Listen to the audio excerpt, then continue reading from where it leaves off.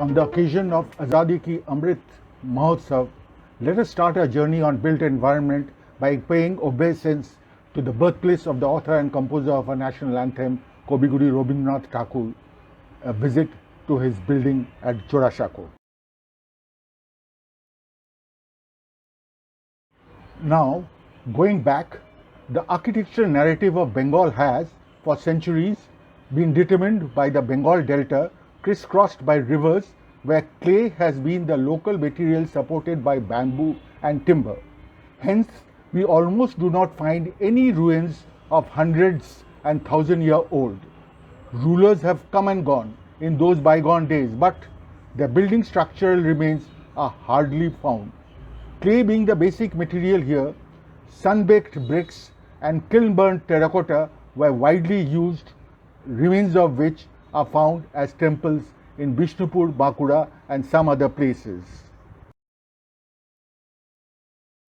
It is only after the Industrial Revolution and coming of the British did buildings come up, many of which are lasting even today.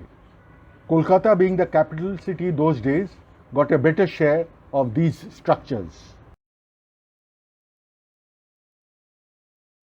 Being heritage conscious, though lately we have started preserving these creations. One such was CPWD possessed classical Greek style Metcalfe Hall, which, as an ex-CPWD person, I can say was passed on by CPWD to the Archaeological Survey of India for restoration. Incidentally, there was no statutory heritage committee or its like those days. Similarly, the currency building was handed over to ASI.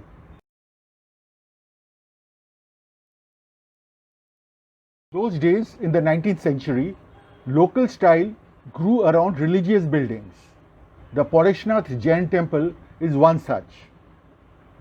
The Tipu Sultan Mosque in Toliganj is another example that got the touch of preservation in recent years. Besides those, we have Chinese churches, Buddhist temples and mosques which follow their own style of architecture. Post-colonial architecture took its time to gain shape. The advent of new technology saw multi-storied public buildings coming up. Multi-storied residential apartments was popularized by architect Professor Gopal Mitro at the end of 60s of the last century. The present-day apartments are now budding into creative forms, each denoting the signature of the architects. Presented here are, spanning over decades, some of the post-independence and modern-day buildings dotting the city and nearby. Let us start off with the educational buildings. Soon after independence in 1951, Government of India established the first IIT at Kharagpur, which presented a majestic, ever-shining building. Kolkata-based BTM was the architect. Together with the IIT, we should mention the BE College main building designed by Habibur Rahman. Incidentally, at later date, he headed the architectural wing of CPWD and brought the department to shape. The other building to mention in this category is the Jadavpur University main building. While we are on the subject of education, we must value the planetarium building known as the Birla Planetarium and various buildings of the Science City.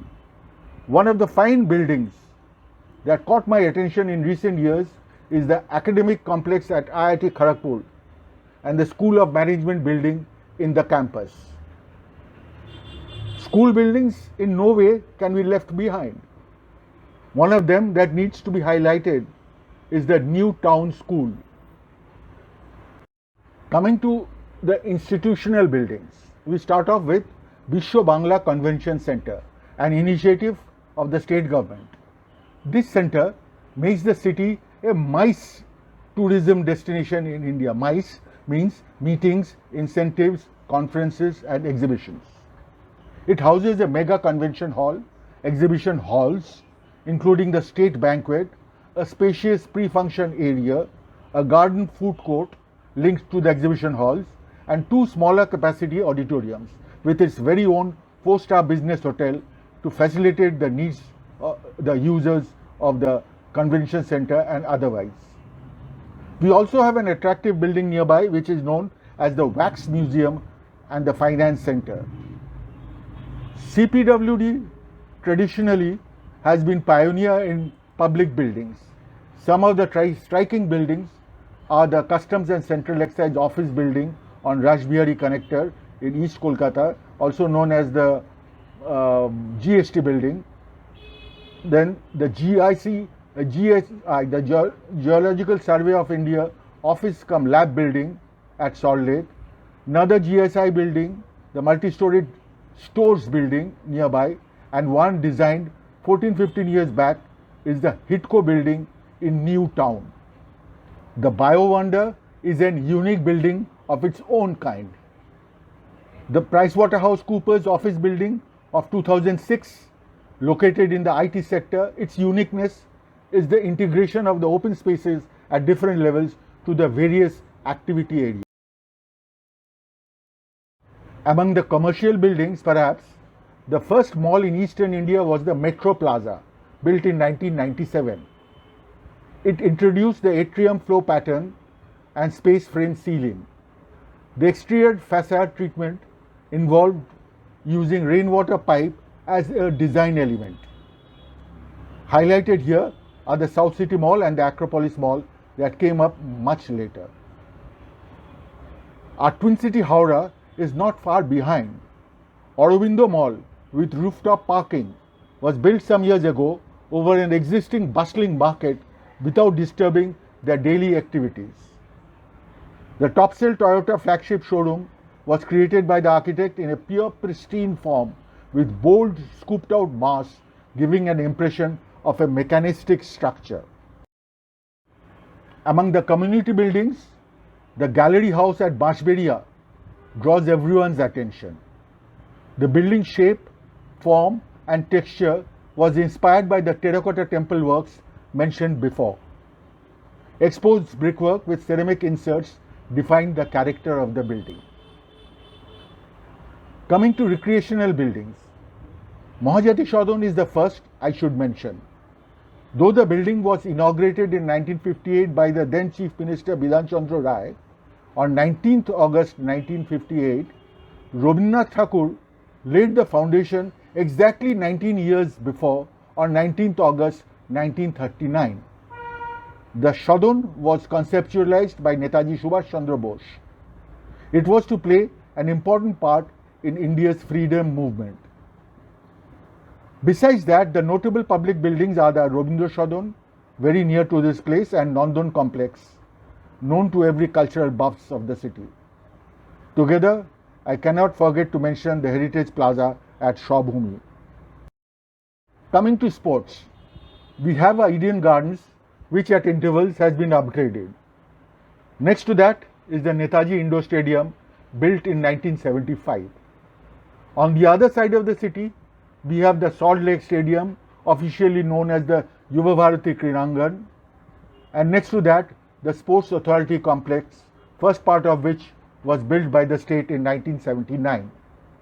Again, in the city of Howrah, came up the Dumurjala Indoor Stadium by nearly doubling the seating capacity of an existing dilapidated stadium. In the hospitality sector, we have the low risers such as the Ganga Kutir at Raichok, where tranquility blends with the water body around. The other one being Amar Bari at Shantiniketan, where the architect is inspired by the heritage of the area, exemplifying vernacular architecture. Exposed brickwork, detailed arches and corbelling, pillars and fenestrations, niches are neatly interwoven.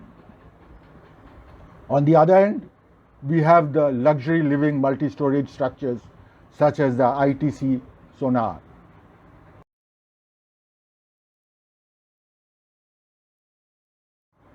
On the residential side, we have innumerable bungalows, one such being the one shown here, which has an abstract form with angular elements and juxtapositioning of solid and void, which contributes to its contemporary appeal. And on the other end, we have the Forum Atmosphere, luxury apartment consisting of 2 towers and an interconnecting floating deck at 500 feet above ground. We also have the Highland Park Apartments, consisting of 9 towers ranging from 18 to 27 stories each, and the South City Apartments. In this sector, CPWD also has its notable contribution with 6 16-story apartments constructed way back in 1975, and among others, the income tax quarters at Eastern Metropolitan Bypass. We will be doing injustice if we ignore the recent marvel, 62-storied, 260-meter high, the 42, Kolkata's tallest building as of now, just opposite the Maidan. Among the religious buildings, we have the Birla Mandir, built quite recently, the Swaminarayan Mandir, and the national award-winning Don Bosco Church at Kollani. Among the conservation work, I have with me Minerva Theatre, which in 2008 was revitalized after fire damaged the theatre, the Star Theatre, and the revitalization of the Great Eastern Hotel. 2 small structures which also should be appreciated are the tea kiosk and the aluminium cased steel structure Glass House at Botanical Gardens, the latter designed by CPWD 40 years ago. And when we are talking about Kolkata, who would like to miss the eye-catching gateway to the city from airport side, the Bishwa Bangla Gate, unparalleled in the state. Before I thank everyone, I would like to thank architects Probir Mitro, who unfortunately is no more with us, and Sri Dulal Mukherjee, who for around last 55 years have enriched the built environment of the state, towering over all successful architects, and enabled us to contribute to the Azadi Mahotsav.